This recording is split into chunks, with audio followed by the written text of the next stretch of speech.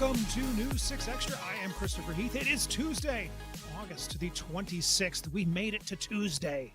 We're through Monday. Now Tuesday, which is kind of the worst version of Monday. Right, Kathleen? We're correct on that. Nobody likes Tuesday. Monday's bad, but Tuesday's kind of like, eh. Yeah, nobody really ever looks forward to a Tuesday, right? We Well, so dread Monday. Yes. Well, yesterday I was going to do a reference to the Bangles with Manic Monday, which was written by Prince. And today I was thinking, well, we have Till Tuesday, which did the song Voices Carry. But then Okay. I'm going to be out of stuff for Wednesday. That's the problem. I'm going to paint myself into a corner for tomorrow. That's true. That's true. We all look forward to Fridays and we dread Yes. Mondays, but Tuesday, Wednesday, Thursday, they don't get any love. They don't. I don't know. Thursday's pretty good. Thursday I kind of look at as like Friday Eve. You know, you're close enough, you can smell it. Yeah, you're through it. I don't know. Maybe. This is where yeah. I'm at. That's fun. Anyway, okay. So let's get to the weather here because Candace was telling me this morning. She says we've got a cold front coming in, and I gave her one of those looks, and then I did this. I did the air quotes. I was like, cold front. She's like, no, real cold front. And I'm like, believe it when I feel it. So, all right. Candace has the weather for us and this mysterious cold front. It is certainly going to be an active afternoon all across Central Florida for some. I'm Chief Meteorologist Candace Campos. Let's talk about the big-time cold front that is going to continue to sag a little further south over the next couple of hours. Now, it is dragging in some drier air at this point, which is why Marion County, Flagler County, you guys could actually stay mostly dry today. Now, the rest of Central Florida, different story. We are still well ahead of that front, and that is what's really going to continue to fuel those afternoon showers and thunderstorms. So rain chances differ quite a bit. So 20% across our northern counties, central and southern counties. You can see here rain chances range between about 60 to 80%. So this is what to expect for the rest of today. Make sure you get the rain gear, especially as you're heading to pick up the kids from school, after school activities, maybe have some Tuesday night plans outdoors. Just make sure that you got the rain gear with you, as the rain will stick around for several hours today. Then on Wednesday, rain chances will be backing off a bit. Now that same dry air that's moving into Marion and Flagler will start to take kind of hold of the next day or so with weather forecast, and that is why we are looking at rain chances dipping down to about a 30 to 40%. Unfortunately, though, the rain will be surging right back as we head into the holiday weekend. Rain chances do go up to about a 70 to 80%. With a lot of cloud cover, possibly keeping temperatures in the 80s on Labor Day. As we take you here hour by hour, as you can kind of plan out the rest of your Tuesday, rain chances back up to about a 70%, highs in the upper 80s. But notice the big surge of moisture that will continue to make its way from west to east throughout the next couple of hours, pinning itself there along the coastline. Closer towards the evening, beyond sunset, we could have some more rock and thunderstorms. But notice how quickly that dry air takes control. You can see the clear skies. That is going to limit rain chances for tomorrow. You can see rain chances, although not at zero, the coverage is very different than what we're experiencing today. So we're going to keep that rain chance down to only about 40%. Now that same cold front, although it's not going to be bringing us much cooler weather, it will be doing that for our friends a little further to the north. Early Wednesday morning, we could have some folks along the Panhandle as far south as Gainesville waking up into the 60s. Now, when that front's going to kind of fizzle out, we're going to stay dry for, again, one day on Wednesday. And then we're going to be tapping into a big surge of tropical moisture really on Sunday and into Monday. That's why rain chances are expected to climb. So 70 to 80% chance possible on Sunday and Monday. But notice those highs. Normally we should be about 91 degrees or so. So the added cloud cover and rain should again be keeping those temperatures below average. Quick check on the tropics. Labor Day is the 1st of September. We're getting close to the peak of hurricane season, and things as of right now are looking okay. The only area that is closely being monitored by the National Hurricane Center is Tropical Storm Fernan. Still a tropical storm, will remain out to sea and kind of fizzle out as a remnant low in the northern Atlantic eventually. As you get results here, the full 7-day forecast, you can see those rain chances dip slightly for one day only on Wednesday, and then we are creeping those rain chances back just in time for those celebrating the long holiday weekend. All right. So Rain coming into the forecast as we approach the Labor Day weekend. All right. Well, here at home, of course, a lot of schools, districts, a lot of cities, a lot of counties have started looking at ways to really clamp down on speeders, especially in school zones. And one of the new tools at their disposal, thanks to our friends in Tallahassee, the Florida legislature, is putting in place these speed zone cameras. They essentially monitor your speed. And just like a red light camera can send you a ticket if you are caught speeding in a school zone. Orange County is the latest county to consider this. Stephanie Rodriguez has this report and lets drivers know when the cameras could be going in and when the tickets could be going out. I'm Stephanie Rodriguez reporting in Orange County. Since Florida law changed and allowed cities and municipalities to add cameras to school zones to catch people going over the speed limit, several places in Central Florida have already done that, including Eustis and Osceola County. Orange County could be next up on the list. The County Board of Commissioners will meet on Tuesday to discuss adding cameras to 12 of their schools. We don't cross until we are absolutely sure that everyone has stopped. When dropping off her granddaughter every morning, Kathy Rickey has seen drivers going over the limit, which can make getting to school a challenge some days. A lot of times people just don't want to stop for us. She feels cameras monitoring school zones would add a layer of protection. We want them to be safe. You know, a lot of the kids don't have grandma to bring them, you know. Last winter, the Orange County Board asked for an ordinance to be drawn up to put cameras in place at schools across the county, including at Dr. Phillips Elementary, which would be one of the 12 to get them installed if the program gets the green light. You see people speed through here? Yes, I mean yeah, absolutely, yeah. Mom Melissa Arnott has seen the cameras put in place elsewhere and wants them at her daughter's school. I think that's a great idea because I saw like some other area in the Orange County already enforce that, and it works really well. The Orange County Speed Detection Program would be similar to others around Central Florida. The cameras would capture drivers going 10 over the limit during school zone hours. The Orange County Sheriff's Office would review each violation to confirm the incident, and then a $100 fine would be mailed out to the registered owner of the vehicle. The Orange County Board of Commissioners will have a public hearing during its meeting about the program before their final vote on Tuesday. In Orange County, Stephanie Rodriguez, News 6. All right, Kathleen, do you know what today is other than Tuesday and not having, I'm probably disappointing my mom and not knowing about the Simon & Garfunkel song about Wednesday, but do you know what today is? Lee Corso Day. That's why I've got my pencil. It's Lee Corso Day. Not so fast. Yes, it is Lee Corso Day.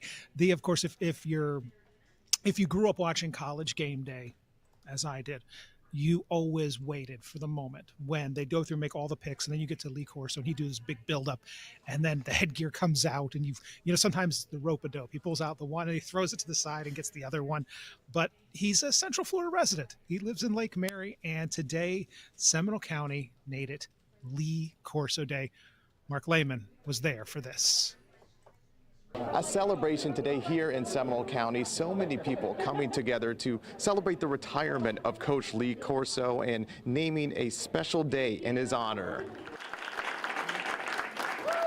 A standing ovation for a sports legend. Lee Corso has called Seminole County home for decades. As he's set to sign off from ESPN's College Game Day for the last time on Saturday, commissioners gave him a special proclamation. We, Seminole County Board of Commissioners, do hereby proclaim August 26, 2025 as Lee Corso Day in Seminole County. Corso becoming emotional as he reflected on the recognition. I've been all over the place, but there's no place like Lake Mary in Seminole County. And it means so much to me that people would say nice things. Since Game Day's debut in 1987, Coach Corso has been delivering college football analysis topped off with his signature picks, donning a mascot's headgear.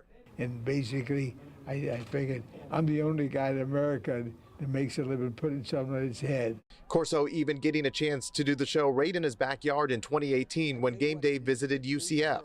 It was, I think, one of the best shows we ever had when we came here. The surrounding was people were all over us. Thousands of people, and they're all over the UCF. He says his final show on Saturday will be filled with emotion. College football fans will witness the end of an era, and Coach Corso says he will forever be grateful. Just somebody, if you watch the television, he made you smile. In Seminole County, Mark Lehman, News 6. The coach will be missed. So doing a little bit of research ahead of this program, looked up what's Coach Corso's record for putting on the headgear and getting the team correct. It's about 67%. And I know some people say, well, 67 is not great. Listen, if you were a hitter in Major League Baseball and you hit the ball 67% of the time, you'd be in the Hall of Fame. So better than about 2/3 of the time he gets it right. And, we're going to miss Coach Corso, but a much-deserved retirement, and enjoy your day, Coach. We'll be right back.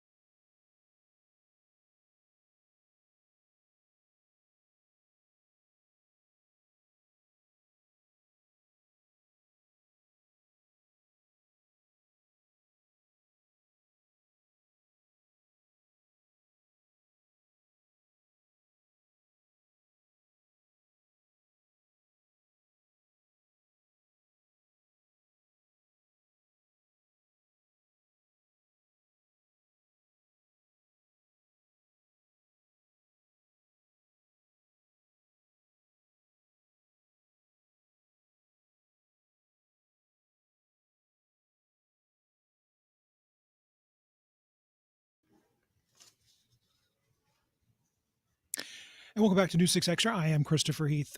If you're anything like me and you do shopping online, or you're looking for a restaurant to go to or some place to check out, or maybe, you're thinking about getting a service for your car or getting carpets cleaned or something, you go online and you look for reviews, and you look for those Google reviews, the Yelp reviews, the other reviews. You want to see what other people think about these services. And we put a lot of stock in them because it's a testimonial. It is somebody who's had the service and is saying, I really enjoyed it, or I did not really enjoy it.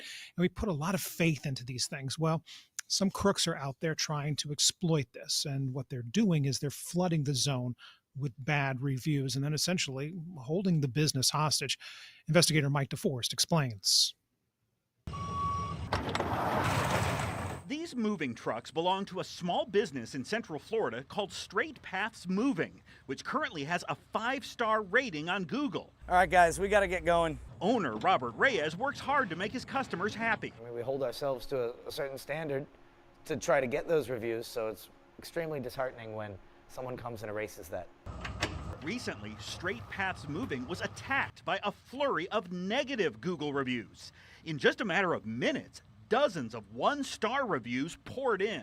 They'd pop up 10, 15 at a time, just like that, out of nowhere. The very next day, the very same thing happened to another Central Florida company, Home Shield Roofing, threatening its 5-star Google reviews and frightening its owner, Tim O'Brien. Your heart's in your throat because you're wondering what's going on and how do you fix it. Both men soon received text messages from a Pakistani phone number that said, I am doing bad reviews on your business. The business owners were told to send me payment, or else even more bad reviews would be posted. Neither of them paid. Businesses live or die by these reviews. Kay Dean is a former federal investigator who runs Fake Review Watch. She's been tracking this particular group of extortionists for about a month. I put much of the blame here on the tech companies like Google, for example.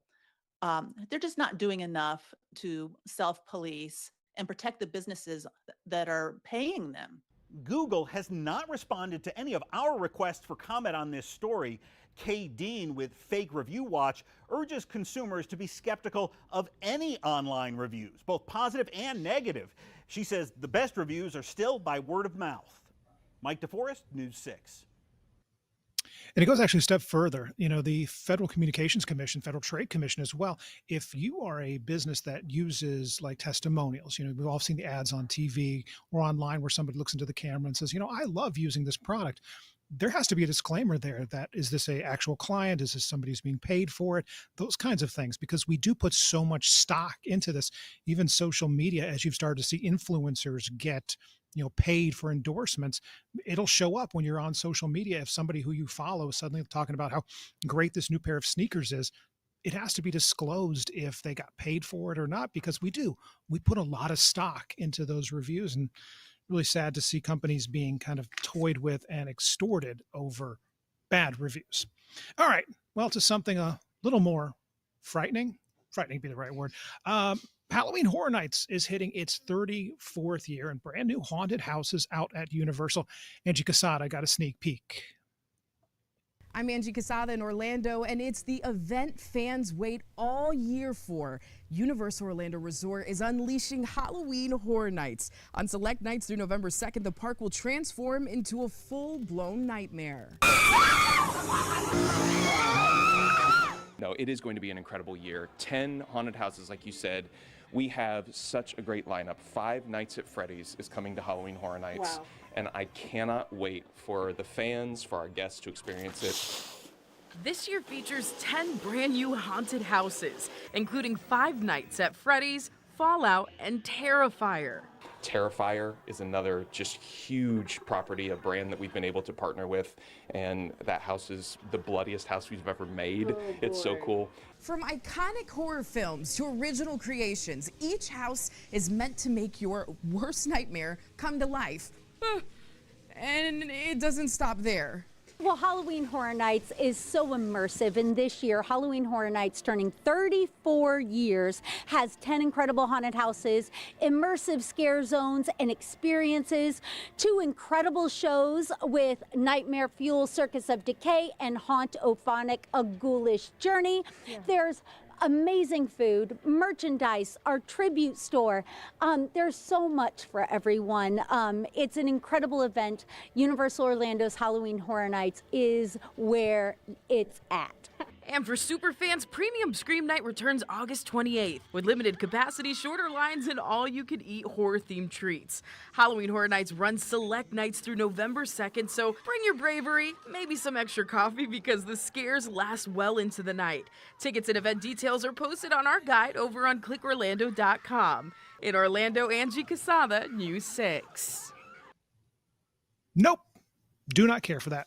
Do not care for that at all. Kathleen, cards on the table. Oh, no, I do not no like way. haunted houses. I don't like being. My wife will watch scary movies all day long. I do not like scary movies. I don't like having stuff jump out at me. No. No. I understand people like it. I hope it's very successful for our friends at Universal. But I no. hope so too, but there's no way you would catch me there. No way. I was talking to Angie about it, and I said if something jumps out at me, my gut instinct is to start hitting. So I just think that I would be arrested for assault if I went. So it's probably best I just stay away. And I don't know what it is, because I've got friends who just absolutely love that stuff. They cannot get enough of going out to Universal or going to other haunted houses and the whole experience of just, but I don't know. There's something about it. I just don't like it. No. Do not like it. No. So I'm with you. You will not find us there. Plus, we live in Florida. It's scary enough already. That's true. That is true. All right. We will end today on a uplifting note, on something that will warm the cockles of your heart. Maybe the Cocker Spaniels of your heart, huh? I'll be here all week. Okay, so it's National Dog Day. It is National Dog Day. It is August the 26th, and therefore it is everyone's favorite time of year. So this was founded, in 2004? Okay, so those are my boys right there. That is Rex, and that is Lando. That is Lando right there. He is a blackmouth cur that we got as a rescue. That is Rex. We think he is somewhat of a Great Dane mix. Now, your dogs are in here too, correct? We have. Yes, that is Lucy Bell. I only have one, and that's my little girl, Lucy Bell. She's going to be 11 soon, and she's a very spoiled dog. So happy National Dog Day to Rex, Lando, and Lucy Bell, and all the other dogs out there. And Lucy Bell, now she dresses up for her birthday, correct? Lucy Bell dresses up for birthdays, holidays, you name it. You name it. She actually has her own little closet with clothes in it. So, yeah. Very cute. Yeah, it's one of those. It's my wife. When we had, she's always wanted to have like a dog that she could put in a purse, but yet she also wants these enormous dogs. Both of our dogs are 50 pounds plus. In fact, Rex is pushing 100 pounds, and So no, there's no purse out there that you're carting these things around. And reading through what you've given me, 45% of dogs sleep in their owner's bed. I would say 50% of our dogs sleep in our bed. Lando sleeps on the couch. He loves his couch. Rex sleeps in the bed, which is the problem. He's the biggest of our two. He also likes to sleep all cattywampus, where he's like halfway across. Right. And then moving him at night, it's like a black hole of energy. You pull and pull, and he just gets heavier. Right. Lucy sleeps in bed with me, but she sleeps kind of like horizontally. So she takes up about 3/4 of the bed because, and if you try to move her, she'll start growling Let's at do you. that. Yes. Yeah, they get She'll low, start- they get heavier, and you're like, Right. but we love them. We love them do. nonetheless. We cherish them. We buy them clothes. We buy them snacks. That's I right. go through $150 worth of dog food a month. Oh, wow. Yes, and I mean, let's end on a positive note. When I walk them after feeding them all that dog food, it comes back out, and I get to scoop that up. This is the relationship. This is you know. I often wonder if aliens came down and witnessed all of this and was like, well, who's in charge here? And they'd clearly be like, well, the one that's getting its waste cleaned up by the one following it is the one that's in charge. The one carrying the little bag, that's the servant. And I don't think our dogs would disagree. No, I say it's Lucy's world and I just live in it, because that's kind of how it is in my house. Next time we do this, I will queue up the video. We have my oldest son plays the baritone sax. We have video of him playing the sax, and we hit certain notes. Rex, he has to howl and try and hit that note. It's the cutest thing in the world. He'll just sit in the living room. Oh, that is cute. Trying to sing along. So, all right, happy Dog Day to all those. I'm sure there's a National Cat Day, but I don't own any cats, so we'll sort that one out. We found a song that starts with Wednesday, so 50% of the way there. Anyway, Kathleen, thank you as always for putting this together and being a part of this. And thank you to Candace for the weather. And thank you for watching. We'll be back here tomorrow at 12:30 and we'll do this all over again. Of course, we break news all the time on clickorlando.com, and you can catch us on air today starting at 4 o'clock. Otherwise, have a great Tuesday. We'll see you here for Wednesday.